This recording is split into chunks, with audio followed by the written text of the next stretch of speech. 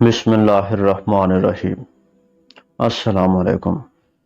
کتاب کا انسان کی زندگی پر بہت ہی گہرا اثر ہوتا ہے۔ ایک اچھی کتاب انسان کی شخصیت کو اچھا بنا دیتی ہے، انسان کے سوچنے اور سمجھنے کی صلاحیت کو بدل دیتی ہے۔ اگر ہم کتابوں سے دور ہیں، علم سے دور ہیں، تو ہم کبھی بھی ایک اعلیٰ سوچ کے حامل نہیں ہو سکتے۔ اگر ہم چاہتے ہیں کہ ہماری سوچ میں نکھار پیدا ہو، اگر ہم چاہتے ہیں کہ ہماری زندگی میں ایک اعلیٰ ظرفی شامل ہو اور ہم اعلیٰ مقصد کو اپنی زندگی کا حصہ بنائیں، تو ہمیں سب سے پہلی کوشش یہ کرنی چاہیے کہ ہم اپنا تعلق کتابوں سے جوڑیں۔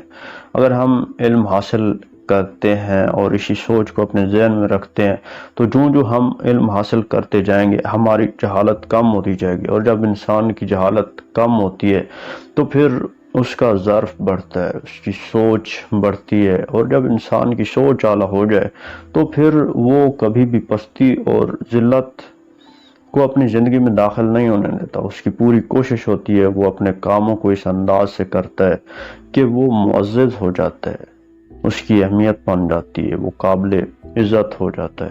تو اس لیے ہمیں کوشش کرنی چاہیے کہ ہم ایک اچھی کتاب کو اپنی زندگی کا حصہ بنائیں، کیونکہ کتاب کسی دوست سے کم نہیں ہے۔